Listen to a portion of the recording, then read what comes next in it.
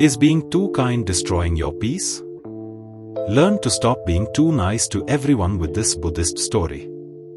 In a world where kindness is often celebrated, it might seem counterintuitive to suggest that being too kind can actually harm you. However, according to Buddhist philosophy, there is such a thing as being excessively kind, to the point where it can undermine your own well-being and peace of mind.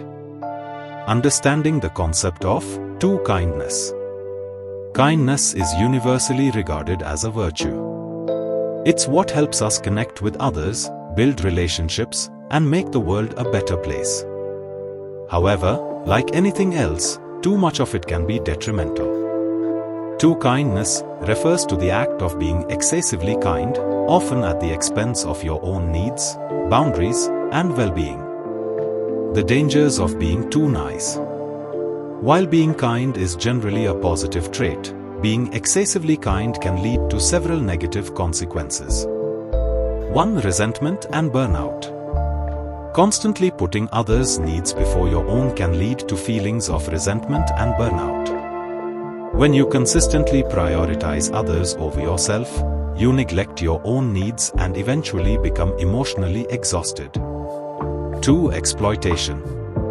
People who are excessively kind are often taken advantage of by others. Whether it's at work, in friendships, or in romantic relationships, those who are too nice are more likely to be exploited by others who may not have their best interests at heart. 3. Lack of boundaries.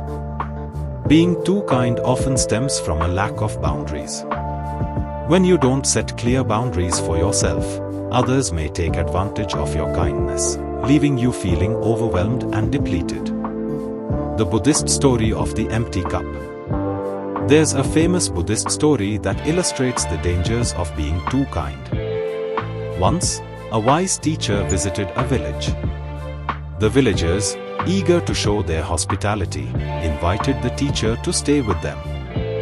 The teacher graciously accepted their offer and was given a room in the home of one of the villagers. Each day, the villager would bring the teacher food and drink. However, the villager noticed that the teacher never ate or drank anything that was offered to him. Concerned, the villager asked the teacher why he never accepted their hospitality. The teacher smiled and said, "Imagine that your mind is like a cup. If the cup is already full, there is no room for anything else.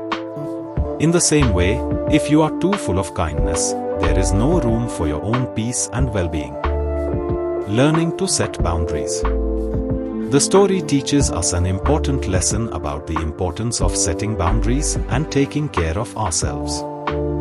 While kindness is important, it should never come at the expense of our own well-being. Here are a few tips for learning to set boundaries and stop being too nice. Learn to say no. It's okay to say no to others, especially if it means prioritizing your own needs and well-being. Practice self-care. Make time for yourself and engage in activities that bring you joy and relaxation. Communicate your needs. Don't be afraid to communicate your needs and boundaries to others. Healthy relationships are built on mutual respect and understanding. Conclusion. While kindness is a virtue, being too kind can have negative consequences for your own well-being. By learning to set boundaries and prioritize your own needs, you can find a balance between kindness and self-care, ultimately leading to greater peace and happiness in your life. So, remember, it's okay to be kind, but it's also important to be kind to yourself.